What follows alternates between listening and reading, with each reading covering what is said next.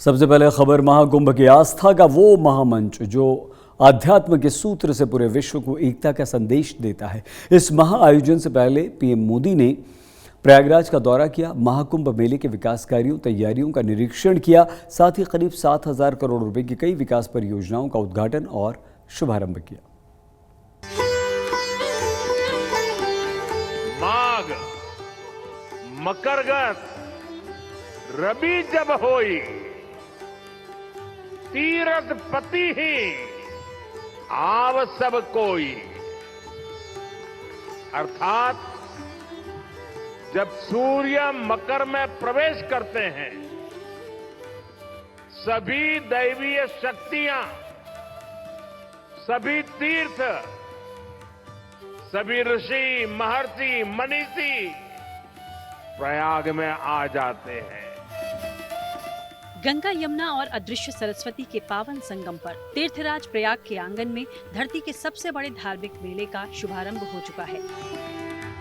आस्था के महामेले से ठीक 30 दिन पहले देश के प्रधानमंत्री कुंभ नगरी पहुंचे। संगम की इस पावन भूमि को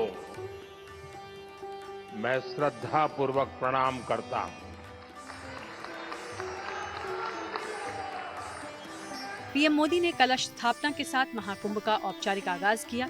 इसके साथ ही प्रयागराज में धर्म, अध्यात्म और पर्यटन को पंख लगाने वाली कई योजनाओं का शिलान्यास और लोकार्पण भी किया। प्रधानमंत्री ने महाकुंभ के लिए 5500 करोड़ की 167 परियोजनाओं का लोकार्पण किया। ये सभी योजनाएं सनातन धर्म के सबसे बड़े समागम को सफल बनाने में अहम भूमिका निभाने वाली हैं।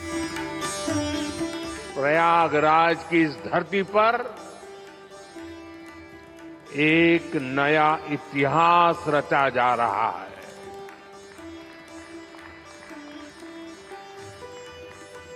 अगले साल महाकुंभ का आयोजन देश की सांस्कृतिक आध्यात्मिक पहचान को नए शिखर पर स्थापित करेगा।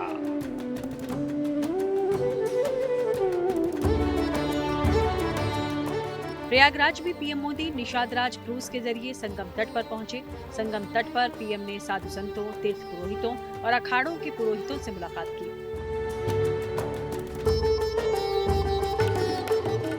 इसके बाद प्रधानमंत्री ने कुंभ की सफलता के लिए कलश स्थापना की। कलश स्थापना के बाद पीएम संगम तट पर गंगा पूजन में शामिल हुए। पीएम ने बेहद श्रद्धा के साथ मां गंगा को दूध अर्पित किया। गंगा की गोद में चुनरी, फूल और रोली प्रवाहित की।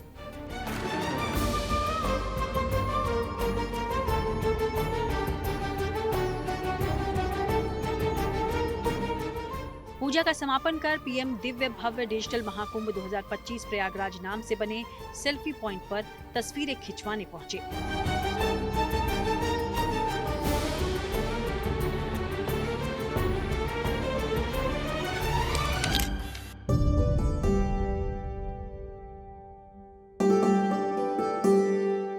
इसके बाद पीएम अक्षयवट वृक्ष की पूजा करने गए।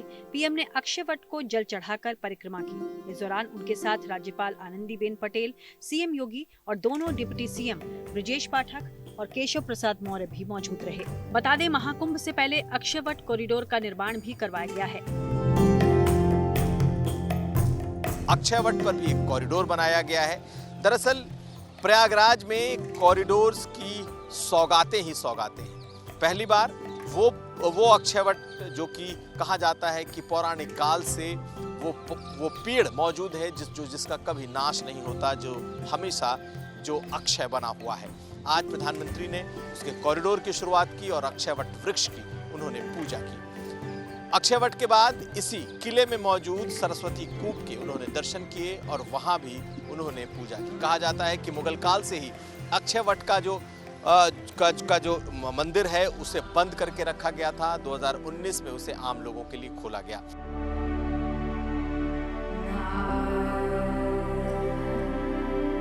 अक्षयवट पर पूजा के बाद पीएम संगम तट पर बड़े हनुमान जी मंदिर पहुंचे।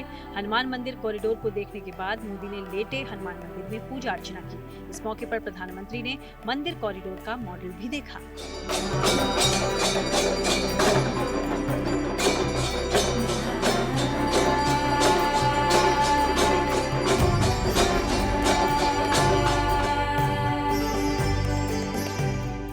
इसके साथ ही पीएम ने सरस्वती कूप में गाय का दूध अर्पित किया। महाकुंभ में यमुना किनारे बने किले के अंदर पौराणिक महत्व वाला सरस्वती कूप है। बता दें कि कुंभ से पहले सरस्वती कूप का सौंदर्यीकरण कराकर इसे सरस्वती कूप कॉरिडोर का रूप दे दिया गया है। मोदी आज इस कॉरिडोर का लोकार्पण कर रहे हैं।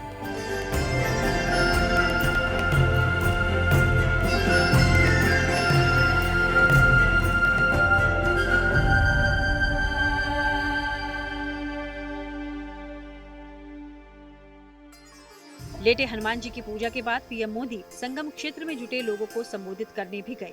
इससे पहले मंच पर उनका मां गंगा की मूर्ति देकर स्वागत किया गया।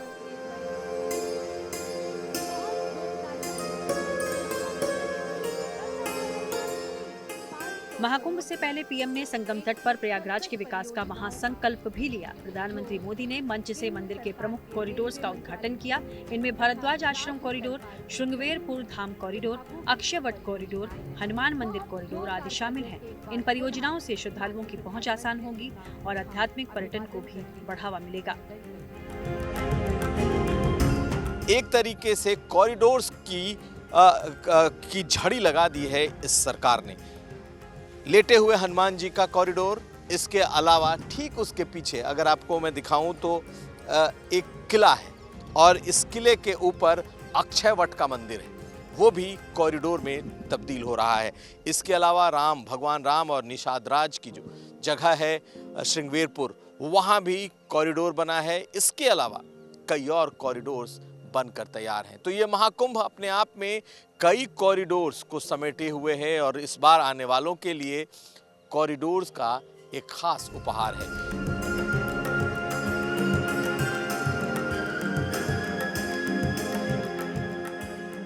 महाकुंभ आयोजन की तैयारियों का जायजा लेते हुए पीएम प्रयाग में महाकुंभ एग्जीबिशन देखने भी गए।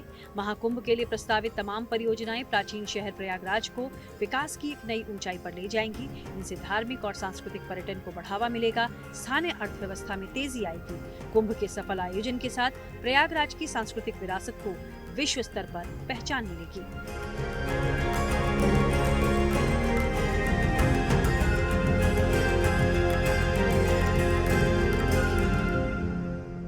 एक महीने के बाद ये महाकुंभ शुरू होगा और इस महाकुंभ की शुरुआत के पहले प्रधानमंत्री मोदी ने एक तरीके से टोन सेट करने का कार्यक्रम किया है। दुनिया भर से 40 करोड़ लोगों के इस 1-1.5 महीने के इस कुंभ में आने की उम्मीद की जा रही है और उसके लिए तैयारियां जोरों पर हैं। स्वच्छता को लेकर के प्रधानमंत्री ने आह्वान किया और कहा कि इस बार का जो कुंभ है वो टेक्नोलॉजी से लैस एक ऐसा स्वच्छ महाकुंभ होने जा रहा है जिसे दुनिया देखेगी। यही नहीं, टेक्नोलॉजी में AI और चैटबॉट का इस्तेमाल इस बार हो रहा है। 11 भाषाओं में ये चैटबॉट होगा और जो भी इस महाकुंभ में आएगा उसे इस टेक्नोलॉजी के जरिए आसानी से इस कुंभ में वो अपनी श्रद्धा की डुबकी लगा सकता है। कुमार अभिषेक, प्रयागराज।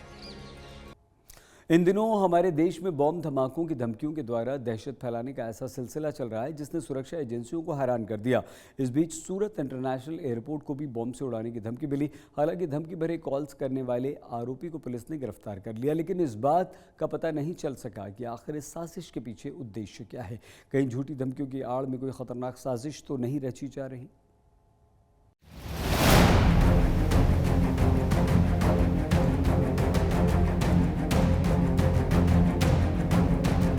यात्री खौफजदा हैं,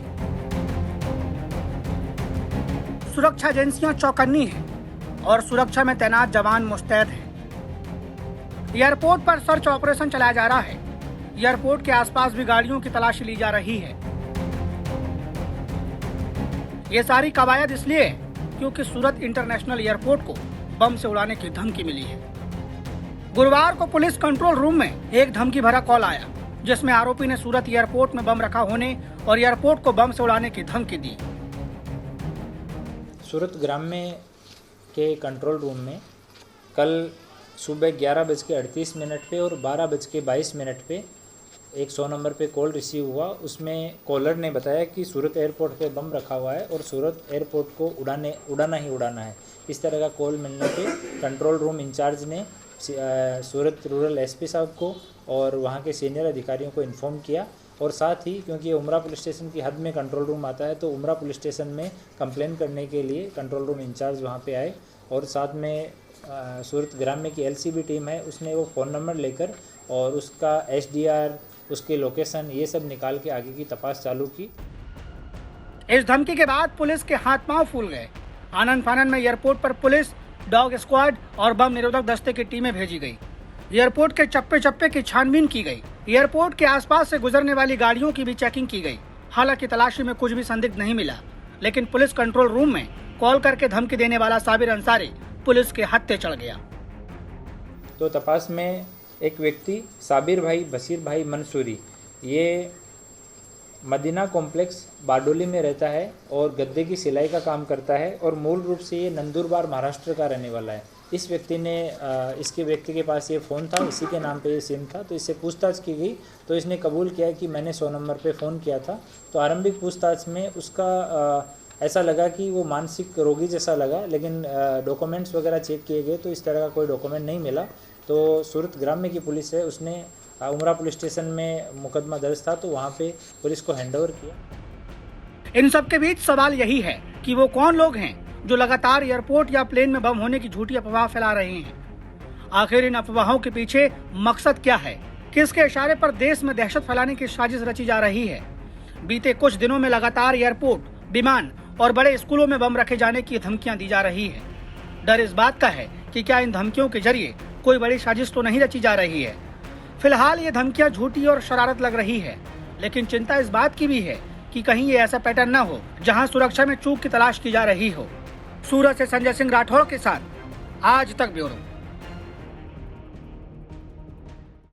गुजरात के दाहोद में डोमेस्टिक एयरपोर्ट बनना है और इसके लिए फिलहाल 4 गांवों में सर्वे का काम चल रहा है। इस बीच किसानों ने भी इसका विरोध शुरू कर दिया। यहां के अधिकतर किसान एयरपोर्ट बनने के लिए अपनी ज़मीन देने से इनकार कर रहे हैं। किसानों का कहना है कि पहले ही भारतमाला प्रोजेक्ट में उनकी ज़मीन आ चुकी है, अब एयरपोर्ट के लिए ज़मीन मांगी जाएगी, लेकिन अब हम अपनी ज़मीन बिल्कुल नहीं देंगे।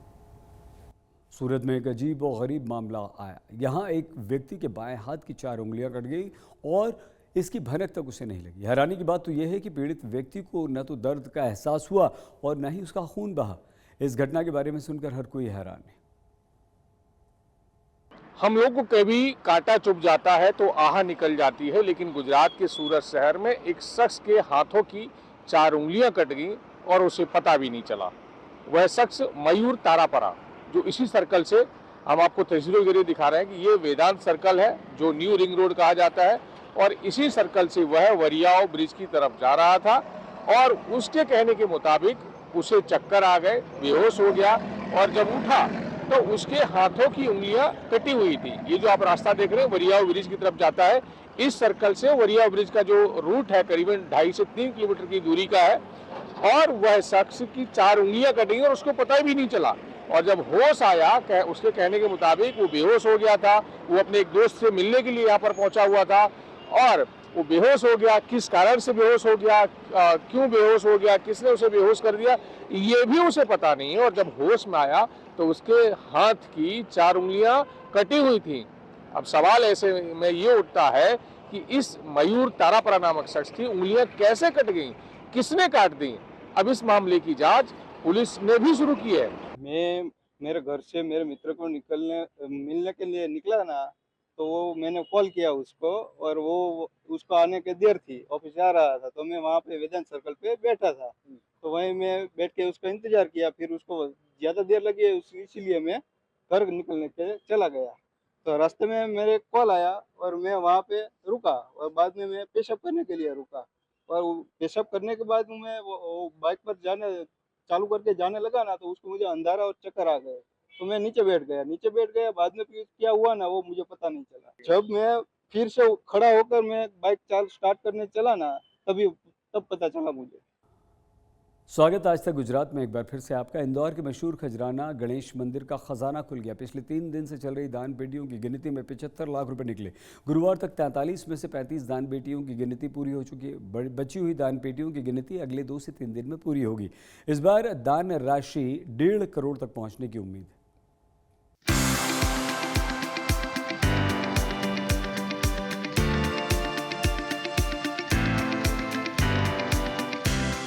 चारों तरफ बड़े बड़े पेड़ों से घिरा इंदौर का मशहूर खजराना गणेश मंदिर फिर सुर्खियों में है। 5 दिन पहले वहां दान पात्र खोले गए हैं। करीब 3 से 4 महीने के दौरान मिले दान का हिसाब किताब रखा जा रहा है। भक्तों की तरफ से आए चढ़ावे की गिनती चल रही है।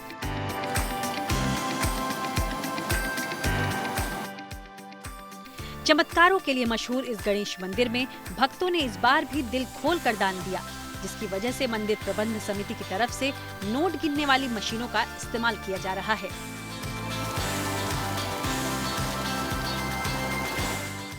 गणेश मंदिर परिसर में अलग अलग जगहों पर 43 दान पेटियां लगी हैं, जिनमें शामिल मुख्य दान पेटियों को ही खोला गया है। इनमें लाखों नोट सिक्कों के अलावा सोने चांदी के जेवर और बड़ी संख्या में विदेशी मुद्रा भी निकली है।